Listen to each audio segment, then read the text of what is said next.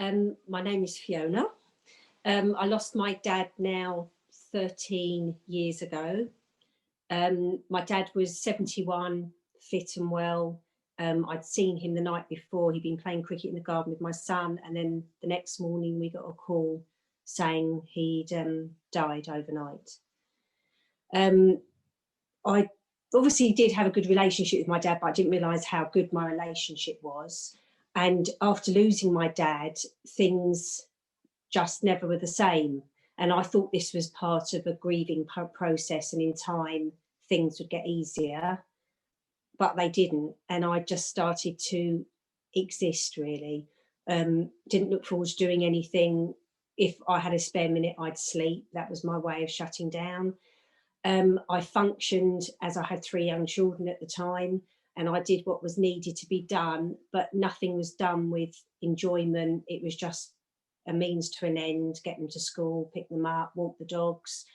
And I just couldn't comprehend why things didn't get easier. I'd seen people lose parents and thought, okay, that's awful, and they carried on with life, and I just couldn't do that. And I did go to a couple of grief counsellors, but they never could do anything for me. And my whole view was, unless you bring him back, life isn't going to change for me. The grief counsellors, I went to one grief counsellor who was a gentleman who was really, really nice.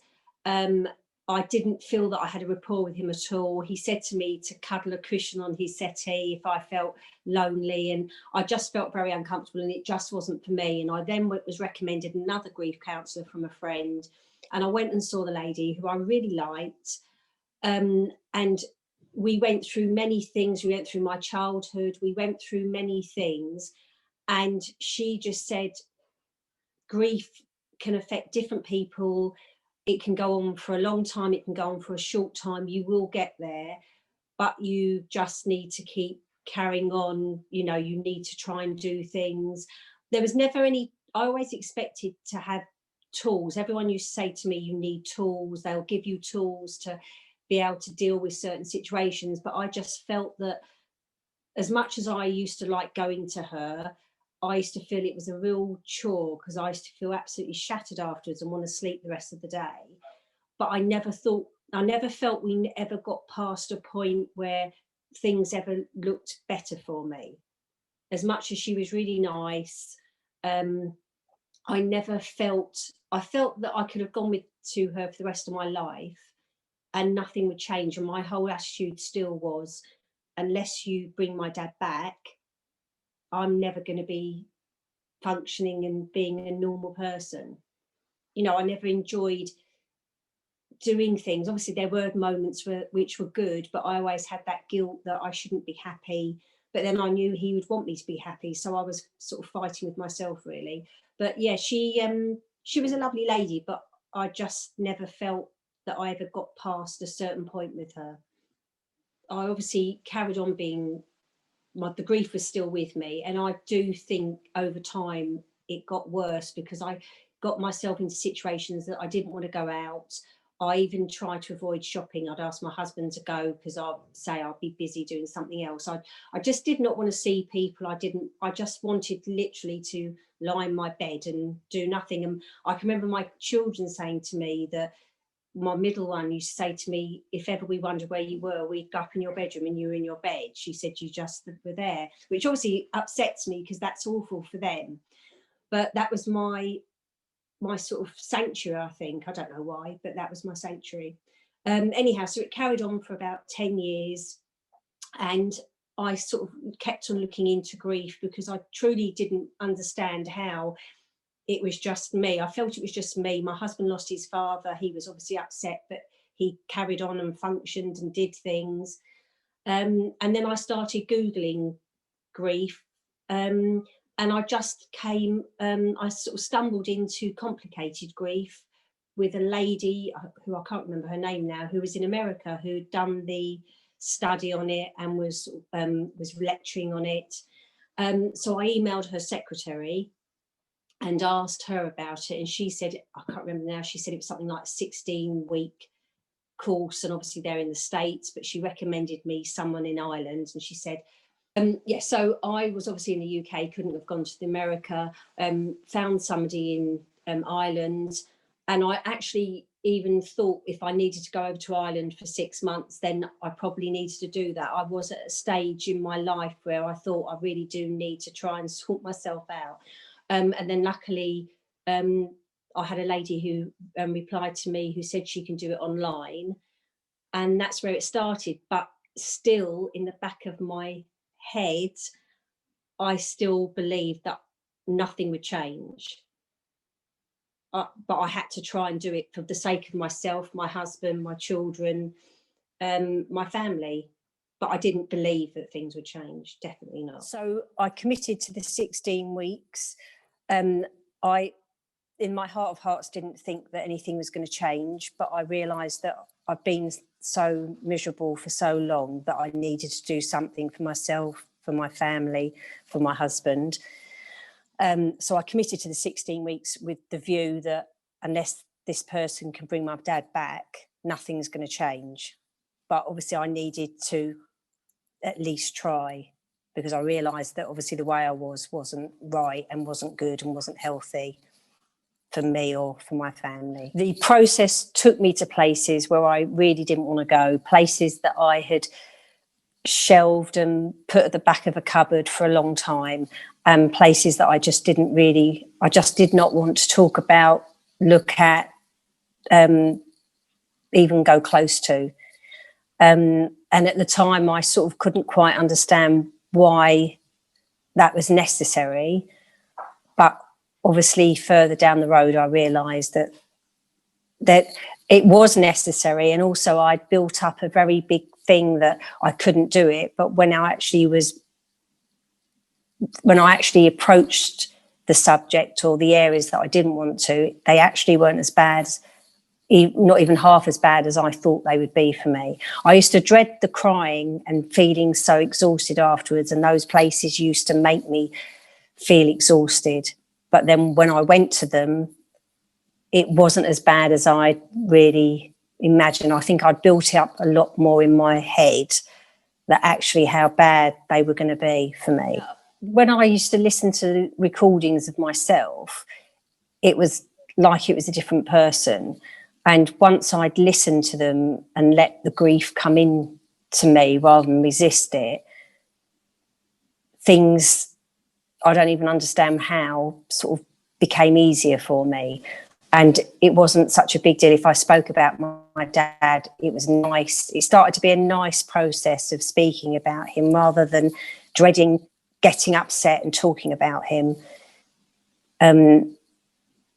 So the process of approaching areas that I didn't want to do actually were helping me in the long term to understand the grief, to accept it and not to fight it, and then hopefully to move on with it. Part of the process was to keep a grief monitoring diary, which I wasn't quite sure why we needed to do it, but we used to have to do between 1 and 10 how we'd feel on a daily basis with our grief.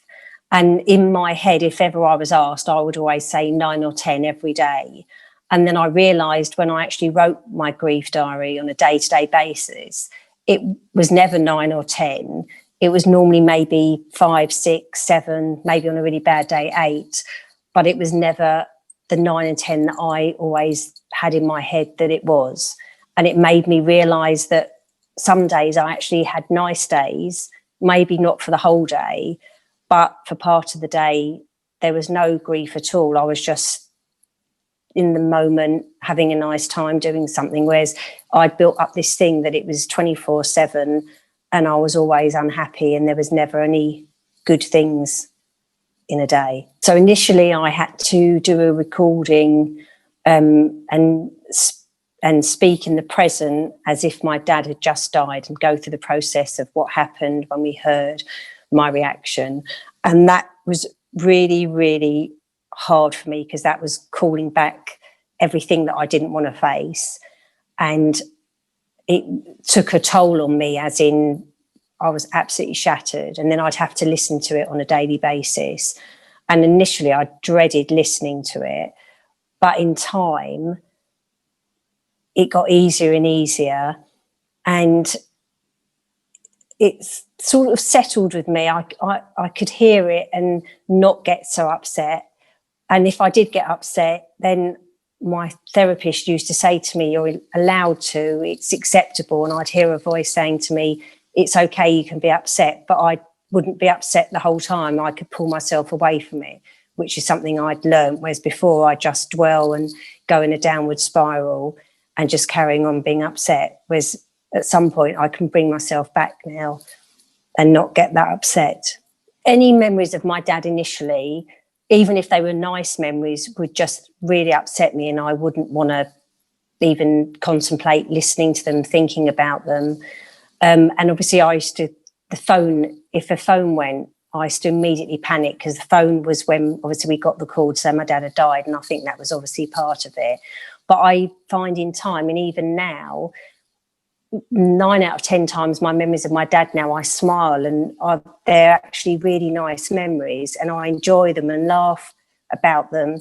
Whereas before, I never had that. It was always upset, and I didn't have happy memories. But I laugh now, and some of the things he did, I do laugh, whereas I didn't have that before. It's nice. It's completely different. Whereas before, thinking about my dad was just immediately cry, upset, feeling desperate.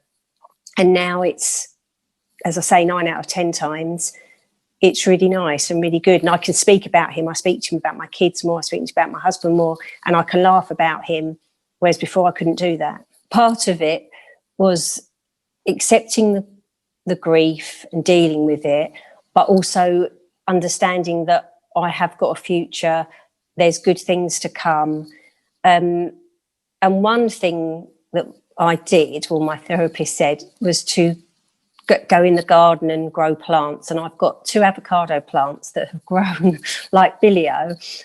And every time I look at them, I think of her, but I also think of my dad, because I just think this is something I'd never have done. I'm not a gardener at all. But they're growing, and I now doing things that I would never do and never even think I could do, because I always didn't want to be out of my comfort zone. But now I'll do things, and I even hear myself agreeing to things, thinking, I can't believe I'm doing that, whereas before I wouldn't do it. So life is very different, and I do look forward to now. Before I used to just think, I just can't wait to die. But now things look much better. Obviously, there's going to be bad things come along, but things are much better, and I deal with things on a daily basis rather than worry about things that I can't control, which was a thing I used to do as well, because I was always worried that things would happen, that obviously my dad dying was out of my control, that I used to worry about other things, my dogs, my mum, my husband, but my perspective is very different now. So before doing complicated grief therapy, my existence was really sitting on the settee, going to sleep in bed, very little. If my husband said to me, let's go and do something, I would have a fear of God. No, I don't want to do that. I'm comfortable in the home. That was my sanctuary. And then once I started complicated grief therapy, my therapist suggested maybe occasionally say yes. Why not? What's so bad about saying yes? Which immediately put fear into me. But then I said yes, and then we'd go out for lunch occasionally, we'd do things. And then a few weeks later, I decided I wanted to get a bike. So we went out and got myself a bike. And then I found out there were some yoga classes in the local area, and I started yoga, which was the biggest dread. I wanted to do it, but actually turning up to a class was a really big thing for me. But once I turned up, I realised everyone was really nice. And what was the big deal about going? It's no big deal. It was lovely to go to that. And then I started Portuguese classes, which were quite hard for me because I was never great at languages, but I met more people. And all of a sudden, the yes seemed such a good thing. And why was I saying no? There was nothing to fear. Actually sort of approaching things rather than just expecting things to be bad proved to me that I could do it. And it's so much better for me. I just felt so much happier. I used to leave a yoga class feeling so much happier. And I didn't understand why, but things were good for me. And also I always felt losing my dad, I shouldn't be happy, whereas I know he'd want me to be happy, and we've all got one life to lead. And it was just a good thing for me. It was the start of how things should be again. The more I dealt with my grief and felt it and accepted it, the more I felt I could start living again, which I existed and now I'm living. And that's a positive. I've been to do 2 grief counsellors before, and the difference, I believe, was we approached the loss of my dad in a different way. The other 2 grief counsellors sort of wanted to go back to childhood and sort of issues if I had, and they never really found the spot that needed to be dealt with. Whereas doing the complicated grief therapy, we hit the spot, which obviously was very painful, but in time things got easier and the spot started to heal. And it's a weird explanation, but it's the only thing I can. It was like a target and everyone else was missing it, whereas the complicated grief therapy hit the bullseye. And it hurt for a time, and it was something I didn't want to face. But gradually that bullseye was hit and it healed. And it's healing all the time. I truly think that, because I think even it's been 2 years now nearly that I started the complicated grief. And I think even every week, every month, I sort of think to myself, wow, I've done this, I've said this. Oh, I've not been upset today, and if I have been upset, I'm entitled to be upset, but I move on from that minute of being upset. Whereas before I used to think, oh, I haven't thought about my dad today, that's really bad. But now I do think of him, but it isn't bad if I don't think of him. And that's the difference. My relationship with my therapist was a good relationship, but I felt there's certain things that she would say to me that sort of would stay with me, which I think not all therapists would maybe have had that effect.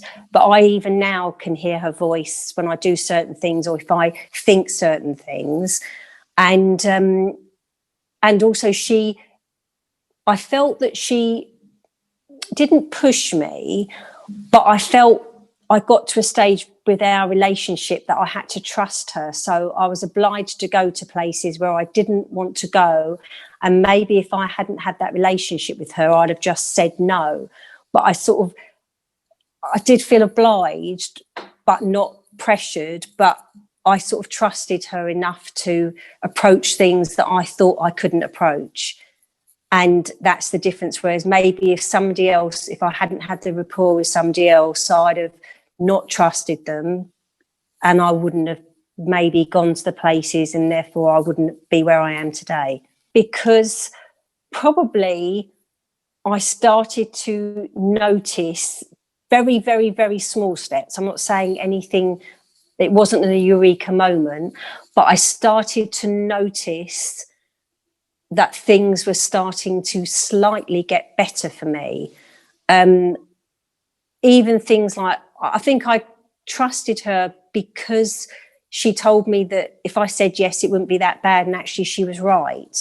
And every time I did do something, that reinforced what she'd said. And therefore I trusted her more and I started to believe then that maybe this complicated grief therapy actually would make a difference to me, who was obviously very, very, very sceptical beforehand. I felt that she always listened to me, and as much as some of the stuff I was saying was probably totally illogical, she was never judgmental on what I said. And if I cried, she was always very sympathetic. She had empathy, but also I felt that she she understood. I think understanding how I felt was very hard for most people to understand. And because I didn't really understand, I obviously understood how I felt, but I just couldn't understand why I felt like this. And obviously hearing that she dealt with other people who I felt had a lot worse grief than I had, you know, losing a child maybe, to me would probably be the worst thing in my life. But she never judged me, you know, and because sometimes I used to think, oh, this is ridiculous. You know, okay, it's my dad, but I'm a grown woman. But she never judged me at all, which I think built up a rapport with her and trust with her. I think I was very ignorant to there's different types of grief. And I did believe that, you know, I think I believed that everybody loved if you love someone, everyone loved everyone the same. And I realised there's a lot of depths between love and how much you love someone. But equally, I didn't realise that there's so many different types of grief. And I was taught by my therapist that there are different types of grief, and one isn't right, one isn't wrong, and we have to deal with it. But one thing that she always said to me on our first session was, your grief is like you've got to the train station, you're about to leave the train and you've come off the tracks. And that sticks with me because that is exactly how I felt. And that sort of probably helped me build up a relationship with her, because it was finally someone understood how I was feeling, rather than, oh, you're miserable, why are you still miserable, you know, it's been a year, it's been 2 years, you know, you need to get on, pick yourself up, sort yourself out, you know, why are you miserable? And finally someone actually understood why or how I was feeling, which I, as I said before, didn't really understand why or how. And I was taught by her to understand why and how. Before complicated grief therapy, I existed. I did what I needed to do, as in functioning, but I never enjoyed anything. Everything was a chore to me. Since having complicated grief therapy, my life is very different. I laugh now, which I hadn't done for a long time. I smile. I've gone out into the world now. I have got a group of friends. I do yoga. I'm doing teacher training yoga now, which I'd never in a million years ever thought I would ever do. And I hear myself saying yes. People invite me to do something and I say yes, whereas part of me from the old self would go, no, why are you doing it? And now it's like, yes, and I go and I enjoy myself and my life is very good. The sun shines most days for me. Yes, I do have the occasional time when I sort of go back, but I've got the tools now that I hear a voice saying to me, you're allowed to be upset, which I am. But then I pull myself away and I go off and I carry on with my life. And that is a very, very big difference for me. I am welling up because I can't believe still that I am where I am today, considering where I was for a long time.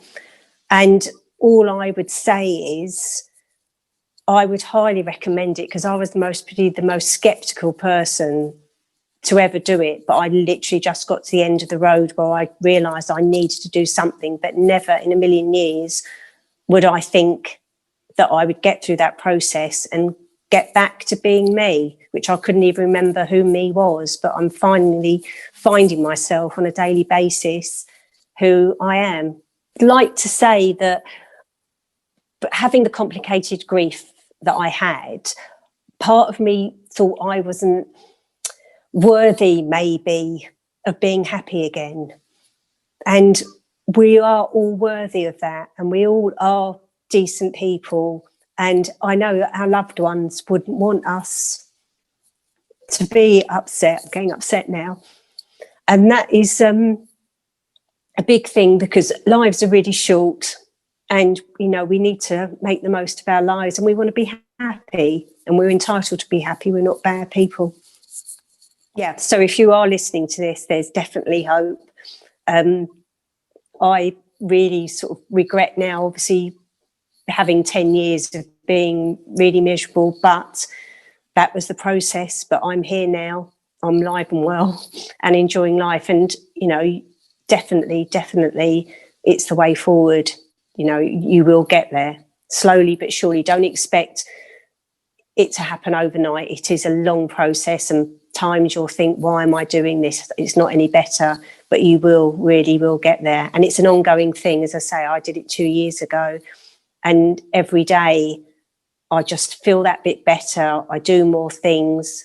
Life is better, definitely better. And actually saying that, everyone used to say to me, you know, it's better to have loved and lost than never to have loved at all. And that used to really annoy me, because I used to think, oh, I wish I hadn't loved him and then I'd be fine. But now I agree, it is better to have loved and lost and never to have loved before. Never to have loved at all. I agree.